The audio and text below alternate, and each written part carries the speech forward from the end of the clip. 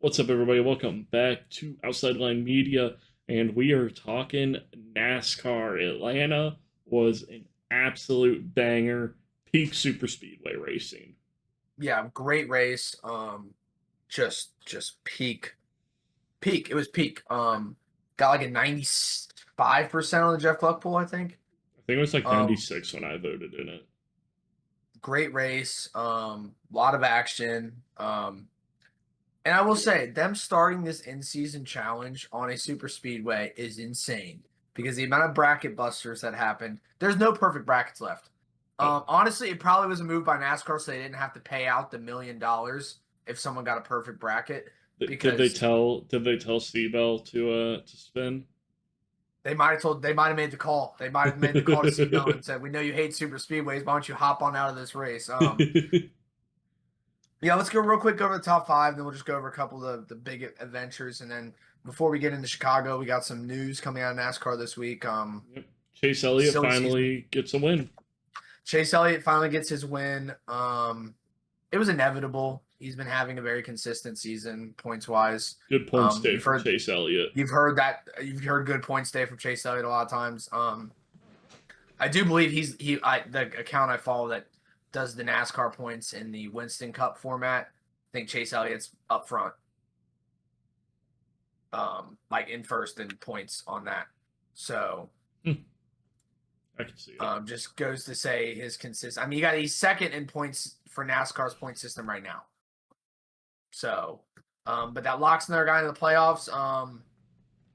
Cut line's getting real fucking thin. It bumps Not a lot of Bubba spots. over the cut line, I believe, is who he lost this week after his multiple excursions. Yeah. Bubba down, Alex Bowman up. Every hotel room does have the Alex Bowman chair. That's all I have to say.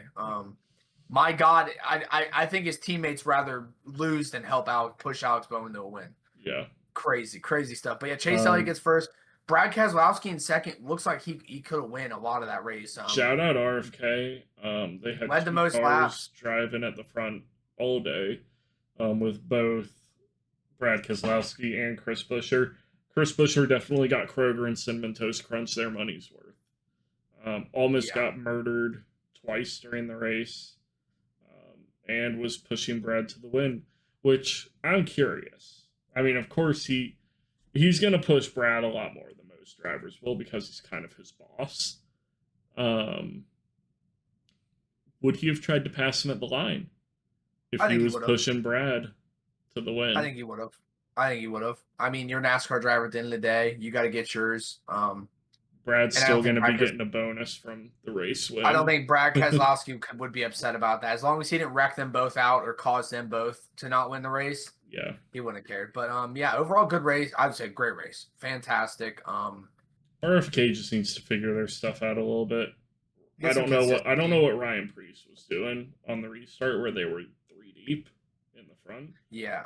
How you get passed by Alex Bowman and Chase Elliott on the bottom when you've got 3 drivers that can work together on your lane?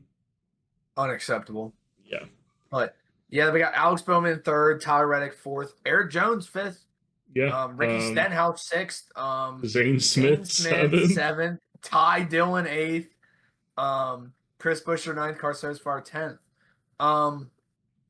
Yeah, great race. The in-season challenge just spiced it up even more with all those upsets. Ty Dillon with might be my favorite media comment of the year so far. Denny Hamlin fans, I knocked your favorite driver out. Beautiful stuff. You said you saw some people on social media. I saw some hate for those comments. Even Denny himself was like, dude, let him have his moment. That's awesome. Yeah, he thought it was hilarious. Apparently Ty Dillon even called Denny. He's like, I'm sorry, man. And it's like, no, dude. Like, that's funny. That's really hilarious. Funny. Yeah. It's what the sport needs. You know what I mean? You need moments like that. That's why drivers like... Why am I blanking? We were talking about him earlier. Why do I do this? I start talking about not John Hunter Nemechek. Who the hell gave himself a bowl cut? Oh, Noah Gragson. Noah Gragson. That's why drivers like Noah Gragson are so fondly liked, is because they have personality and they show it and they say funny stuff. What we need. But yeah, really Great race from Atlanta.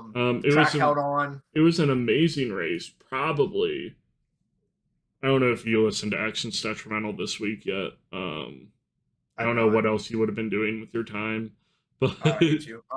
I have not. Denny said it was because there were so many drivers out of the race that it was a good Yep. race because they actually had room to build moves and make moves.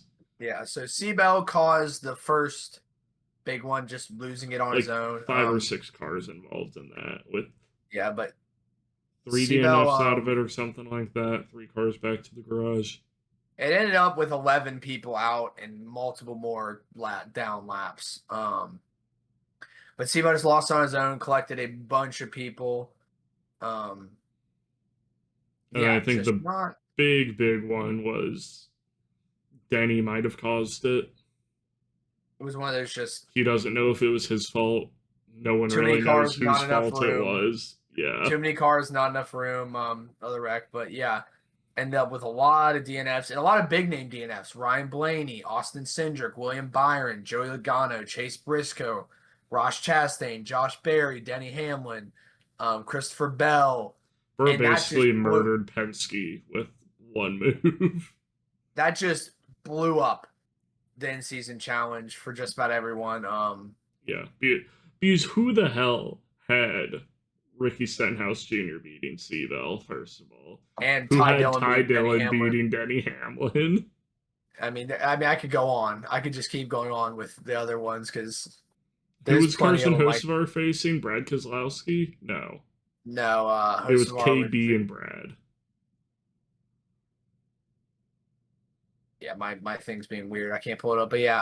It was Carson and Blaney. Yeah.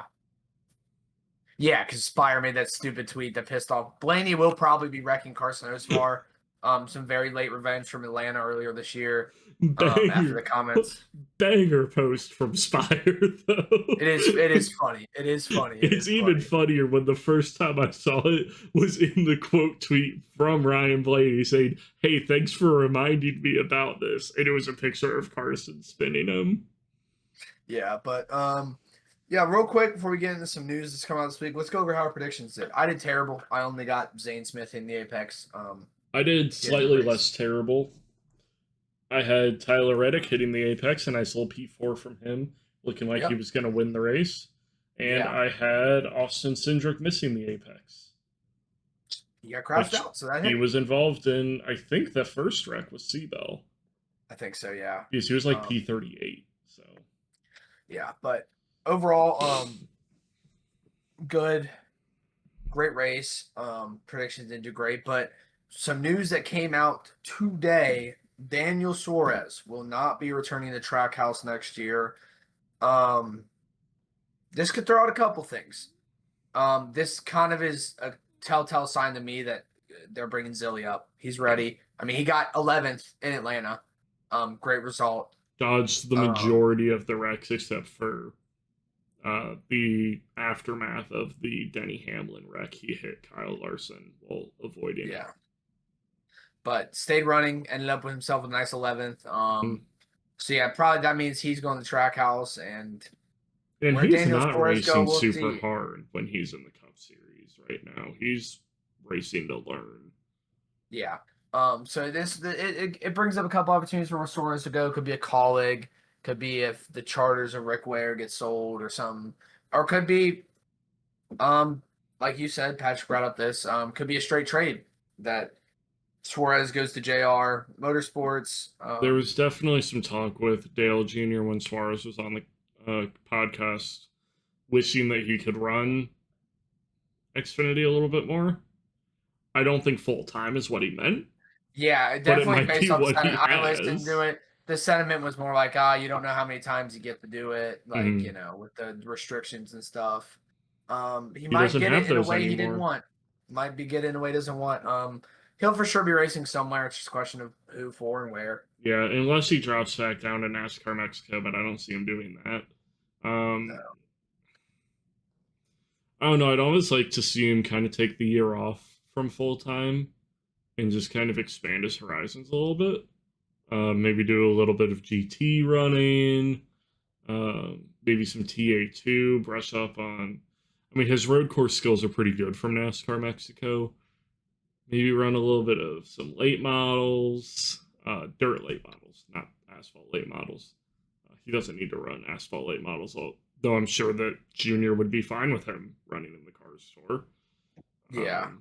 I'd like to see him just kind of do some side quests for a year, if he can't get a seat, rather than just go full time in the Xfinity series. But I'm sure that the paycheck from even running Xfinity full time is too good to pass up. And who wouldn't want to run the fastest cars in Xfinity? You know what I mean? You're gonna be fighting for wins week in, week out. It ain't a bad gig because JR Motorsports has that shit down to a science. And running with JR Motorsports, there is always potential they run another Daytona 500, or maybe they run a Coke 600. I'm putting money on them running the Daytona 500 this year. And if Daniel Suarez is on your roster, I mean, who do you put Daniel Suarez in over Justin Allgaier? I think it's a hard decision. I think for a super speedway, you put Justin Allgaier in. But I think that if NASCAR goes back to Mexico next year, you definitely run a one-off cup entry with Suarez. Absolutely, no doubt. Traveler Whiskey has already said that they would love to shout out Traveler Whiskey, nice Kentucky brand. But Traveler Whiskey has already said they would love to do more stuff with the NASCAR Cup Series. So I think that's definitely a sign that we could start seeing that be a pretty consistent one-off entry throughout the season next year. Yeah, I mean, my take is definitely Zilly's going to that empty seat now. And we were talking about this whole thing with Rick Ware possibly selling their charters. There's stuff coming out about it. I'm not sure if it's confirmed or not. It's from decent sources. But saying that Spire's former owner is wanting to buy those shares. I think we're looking at a price tag of about 30 or 45 million a share. Yeah, every charter's been more expensive than the last. Value's only going up. Which I could see them doing it, which means Cody Ware's out of a drive. I don't see him being in the series if Rick Ware isn't owning the team. Yeah, Spire, not Spire. RFK currently has their other charter on loan, and that's Ryan Priest's car. So I could see RFK possibly going down to a 2-car team if the former Spire owner were to pick it up. If they weren't to pick it up, but Rick Ware still wants to get out of the NASCAR Cup Series, I could see RFK picking up one of those charters and Front Row Motorsports picking up the second one. Denny has been very vocal about becoming a 3-car team and picking up another charter. Did I say Denny? Jimmy has been... Jimmy Johnson has been very vocal about wanting to pick up another charter. And I think that if Jimmy picks up another charter, we're definitely looking at maybe Riley Herbst back to Front Row. Or... Time. I just cannot imagine a world where you let Corey Heim stay in Truck Series for another year. That's what I'm saying. You throw Riley Herbst in Front Row and you put Corey Heim in the 2311. Give Riley Herbst another year. You mean Legacy? You mean Legacy, not Front Row? Yeah, Legacy. I was like, Front Row. Legacy, yeah. Either way, you got to get Corey Heim into this into Cup, or someone, or there's going to be behind. He's going to get bought out. Yeah. Toyota's going to lose Corey Heim. Also, another weird fact: Corey Heim dominated the truck race this week at Lime Rock Park. Last 3 road courses in a row, first truck driver to ever do it. But it was not a perfect race, supposedly. What do you mean? I don't think he led every lap. Oh, probably pit some cycle bullshit. I don't know. I don't know. It was something that Denny mentioned, but I haven't gotten that far in the podcast. No, but how does Corey Heim not have a watch sponsor yet? How is someone not sponsoring him to have like on his fire suit have a watch when he goes like this? Like, yeah. It seems like the most, like, you don't even have, it's no one's doing it, so it couldn't be that expensive. What watch sponsor are you getting in NASCAR? Casio, I don't know. Rolex, I don't care, any of them. Casio sponsor our Daytona 6 Hours. I want to give out calculator watches to the winners. Yes, yes. Please type down in the comments below if you would join us in a sim racing Daytona 2. Are we doing 2.4 hours? I Is that what kind our of want to plan do was? 6 hours and do 3-person teams. A 6-hour Daytona race, and we're giving out a shitty Casio watch to the Look, winner. if we get enough sponsorship, I found out Casio sells a gold-plated calculator watch. Brother, we don't even need sponsors. How much is the gold plated? They're $95. They're kind of expensive if we're doing this. if we're doing I will 3-person front teams. this. That means we got to buy 3 of them. No, you get one per team. You get one per team. It's the 6-hour race, brother. Say the 24. You get one watch. That's why you're getting the calculator watch. You can calculate. You can take turns with it. You know. But yeah, no. I just Corey on the seat. It's time, bro. I was thinking we're gonna do some silly season videos for F1 coming up with the summer break. Maybe we'll do a NASCAR one. We'll get some graphs up. We'll figure Jesus, some stuff dude, out. NASCAR's silly season might be a little too complicated. Hopefully, we can find something like they have with F1, where it's just all the teams and just empty or filled with, you know what I mean? If not, we'll make it. But not that hard. But yeah, moving on. Unless you got any last thoughts about Atlanta or the No, we got Chicago coming up. I'm very excited for this race. Could be the last year in Chicago, as mentioned earlier. I did watch a video talking about that earlier with the San Diego street race. Is that where they're looking at one? Yeah, there's been talk about a San Diego street race. Cincinnati was on the short list. Please make it a Cincinnati street. Actually, no, don't make it a Cincinnati street race. I think that a nice 400-miler at Kentucky Speedway would be perfect. But with the talks of Chicagoland and potentially San Diego street race, we know the residents of Chicago hate the Chicago street race. That's not a secret. The mayor or someone on city council said they wanted to make more money for it to be worth them. And the director of the race, when asked if they're coming back next year, said, "We're just worried about this one. We'll talk about that later." An answer they'd probably give even if they had stuff set in stone. Yeah, it's a contract year for that race. Wouldn't be surprised if they dump it since they're going to San Diego or potentially maybe Chicagoland. But let's enjoy what we have it. It's a chaotic race. It's crazy. It might not produce the best racing, but there will be excitement. That's all I will say. Because there's obviously a lot of drivers in the field who still suck at road courses. Carson Hocevar. There's no doubt as to why he's promoting Chicagoland Speedway. The brother cannot turn right. To save his life, he can't. Even turn right. Denny's struggles on road courses. Yeah, I mean, they're just all of them have struggles on. I mean, I feel like really you're only good all around road course and street course drivers, along with the ovals, is Seabell, Larson, Elliott, Bowman. Reddick's been decent. Yeah. It's a very small list of people that are good at both ovals and road courses. And with the landscape of NASCAR now, it just seems like this isn't going away. We're going to continue the route of street courses and road courses, which I'm all about. Our good buddy and friend and Sam, who's been on the podcast. It's the only NASCAR race. It's the only NASCAR races we can get him to watch. Yeah. Or road courses. We can't even get him to watch IndyCar ovals. Yeah, there's words we'll have with him. We have with him quite often. But yeah, getting into this, Patrick, you got coming in third this week. I have Seabell. That's crazy. I also have Seabell coming in third. Damn it, we're gonna have the same podium again. I'm horrified. Who you got second? Shane van Gisbergen. Oh, thank God, we're not the same. I got Chase Elliott in second. All right. Who's your P1? I said SVG. it first, bitch. Who you got winning? SVG. Okay. I have Chase. No, I have AJ Allmendinger winning. What? Okay, Bro's a goat on road courses, though. He is.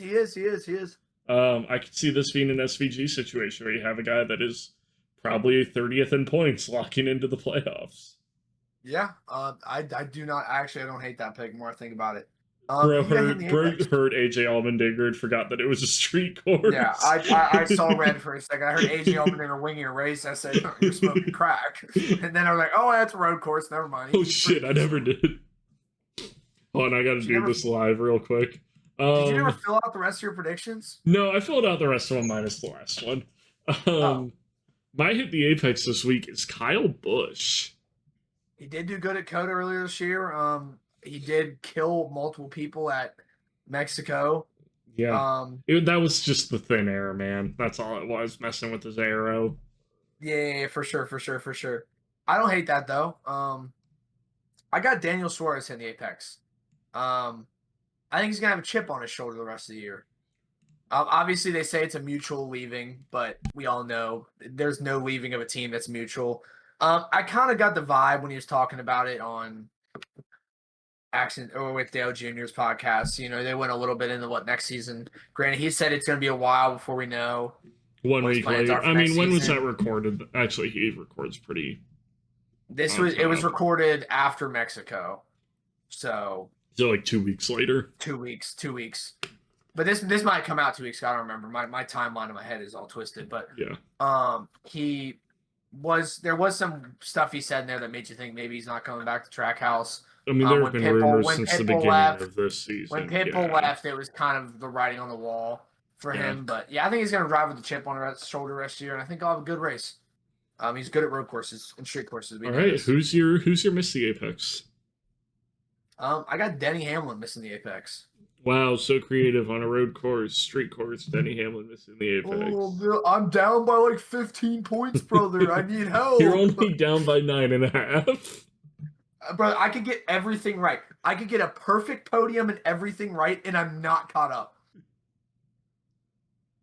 Do the math. I'm not wrong. I'm not wrong. I'm not wrong. I'm not wrong. Didn't we say there's a bonus for getting a perfect podium though? Yeah, I think we just said it was going to be 4 points, right? We just rounded up. Or was it 5? It's still not going to be enough. Yeah. I came close that 1 week. I can't remember what, but I came close. But yeah, I'm trying, brother. I didn't go. I mean, I have Daniel Suarez hitting the apex. All right, give me a break. Who do you got missing the apex? I have Alex Bowman missing the apex. Oh wow, Alex Bowman on a road course. How creative! He's so decent on road courses. I'm just mad. Who is your in-season challenge upset, Ryan? We never really discussed the discounts. I think Ty Dillon over Brad Keselowski is free to me. That's what I think. Ty Dillon's been doing decent on the street courses. Brad Keselowski not so much. I think that's my upset. I don't think there's a way for us to do it other than NASCAR's seating. Yeah, I mean, it's the only way to do it. Who do you got? I've got Gragson over Priest. Okay. It's like a 32 seed versus like an 11 seed, I think. 31, Noah Gragson, 15, Ryan Priest. I like that. Mine's a 32 to a 17, so we both have 31, 32 seeds. Clear upsets. Yeah. I like it. Yeah, but I'm excited for Chicago. We'll be watching this. From lovely Mid-Ohio. Well, Patrick will be. I might be watching it from right here. We'll see. But brother, I ain't getting service at Mid-Ohio to watch this. Yeah, we'll be seeing it eventually. Tune in on TNT. Yeah, TNT. Don't be like this idiot I saw on Twitter who was watching the alt broadcast and was like, "Bro, they're not even focusing on the racing. Give me Prime back." Like, True brother, TV, you're on the altcast. I believe, if you want to see the altcast. And it's funny because in the picture the dude took of the broadcast, in the corner it said in season challenge altcast. The dude's just an idiot. I'm just like, I'm sorry, NASCAR fans, cover your ears. He's a NASCAR fan. But yeah, should be exciting. In-season tournament spiced up a little bit. Yeah. And going super speedway to street course is so funny to me. We're going super speedway, street course, road course, intermediate? Yeah, do we go to Sonoma? We go to Sonoma after this. Sonoma, then Dover, then Indianapolis. Wild. I think they really just didn't want to pay out $1 million to anybody because Perfect Brackets paid out $1 million. So, yeah. Let us know down below how your guys' brackets are doing. Mine is still not. I mean, mine's broken. Obviously, he's doing better than I am, but I am doing better than Patrick is. So that at least makes one championship. Yeah, I take my wins where I can. I have. Where does it show me my total points? Show me my total points leaderboard. I have 90 points. I'm in 20,666 in the world. I know I'm big time. Big time out here. I got 90 points. There's still people with 276. So wild. So let us know down below how your bracket's looking and what you're looking forward to most in Chicago. IndyCars in Mid Ohio. Chat, I got F1. 33 million. What 2 drivers should I add to my grid rival team? Oh, that's also facts. We got we got IndyCar Mid Ohio, NASCAR Chicago. Obviously, we just talked about. We got Formula One F1 at Silverstone. And I'm sure there's more racing. There is more racing. No more 24-hour races. We made it through. Cars Tour's running. I'm pulling up my favorite app. The Elms is running at Imola. TCR World Tour is at Via Real. International GT is at Hungaroring. Patrick, just go look at USF Pro 2000 practice and tell me what it says. Because mine says practice, comma P, comma T, comma 30, comma 0407 2025. Something's fucked up. Something's broken. I guess we'll have to stick around for that practice and see what's going on. But yeah, we got the 24-hour series is running at Paul Ricard. I don't think it's a 12-hour. So but yeah, a lot of good racing this week. Tune in. Yeah, hope you guys have a great week. You got anything else, Pat? No, let's have a great week. It's a good weekend. Praise hail, praise Dale. Praise hail, praise Dale. Peace. Peace.